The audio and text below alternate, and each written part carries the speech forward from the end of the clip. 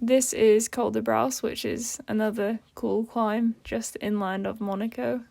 I've done it a few times over the years, never been particularly happy with my efforts up it, and this one was by no means fantastic either.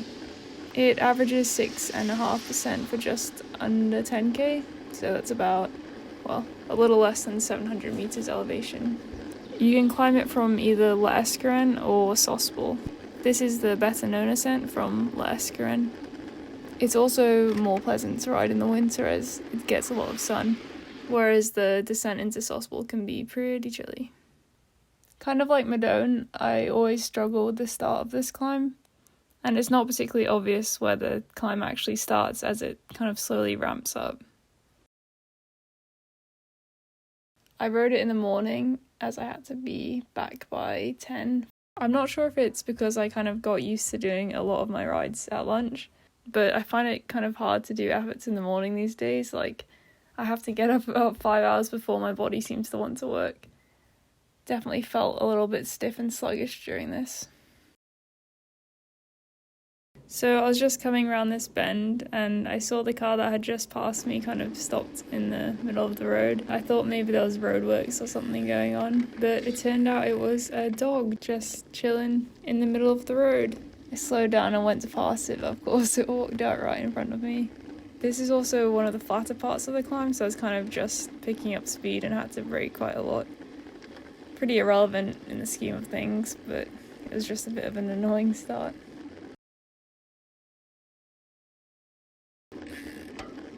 Going past these houses can be a bit of a tight squeeze as well. Sometimes you get cars driving around on the wrong side, so you have to be a bit careful going around here.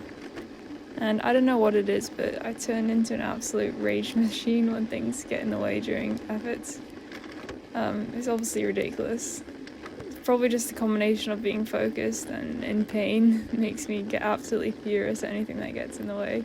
Even though it's completely irrational because, it's not it's not my road. Why should everybody dive out the way for me trying to ride slightly hard up a hill? And my start here is not very good. I was just feeling ultra sluggish, kind of a bit of a shock to the system when I tried doing an effort. So I tried to just stay relaxed and hope that my legs would kind of wake up as I went along a bit, especially as the tougher sections come later on.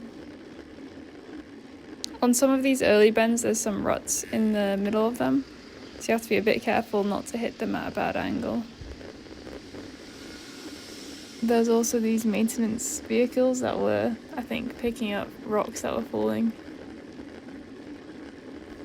My Garmin temperature takes a while to show the right data if it's been sitting inside or in a car, so it's probably a bit colder than this. In the winter it gets really chilly in these valleys. A few days later I actually went over to do the paid climb, and it was 2 degrees when I got out of the car, and it was just a bit of a disaster. So these temperatures weren't too bad, relatively mild compared to some of the temperatures you get in these shaded areas.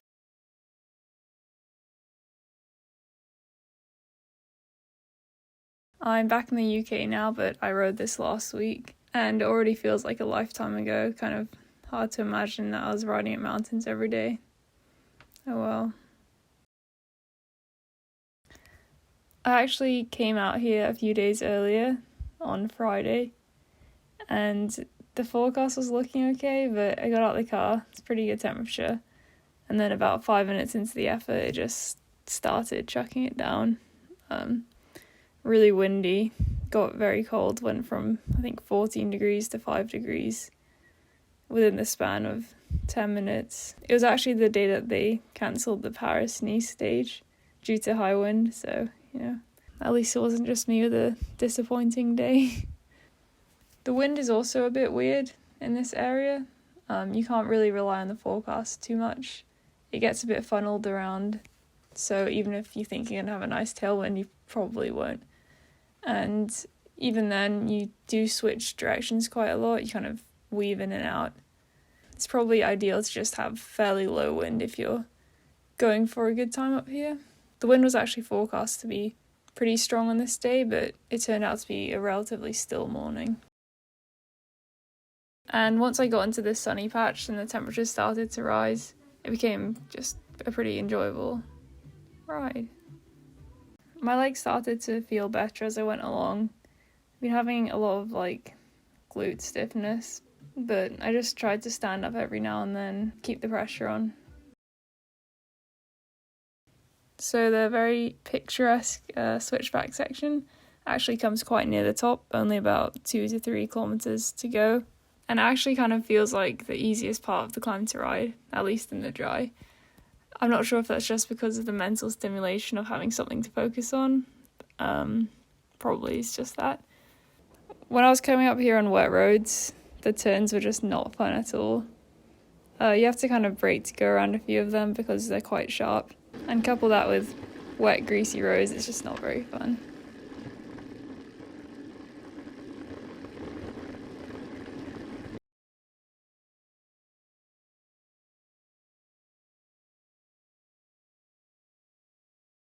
And they have these kilometre markings on the side of the road, which show the average gradient of the next kilometre. But I don't know, every time I've ridden this climb, I'm convinced they're inaccurate, because they seem to often show 3% and then 9%, and in reality, I don't think there's that much variation in the climb.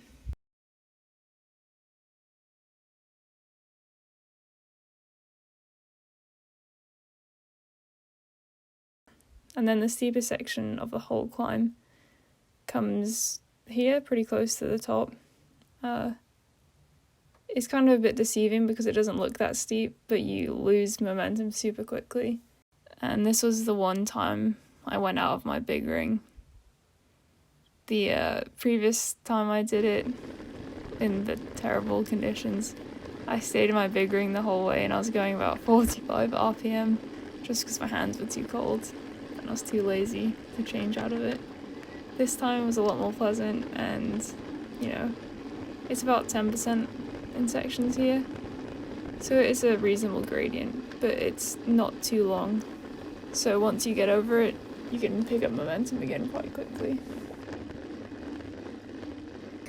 Once you get past the steep bit, the road bends inland and the gradient eases off quite a bit, but the last few kilometers always seem to drag on way longer than they should. In the winter, the landscape's quite barren, but in the summer it's really green and flourishing with vegetation. A few really good views on the way down as well.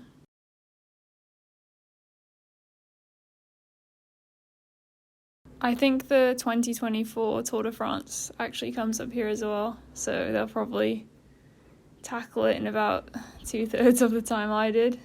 So here's a nice preview of it. The second half of this climb went by really quickly. I was just enjoying it a lot more, being in the sun and in the more exciting part of the climb. And even though my legs were burning, it was super fun just to press in, enjoy not being in torrential conditions. It's another one of those false flat kind of situations where you think the summit's just around the corner. It's always just a little bit further than you think.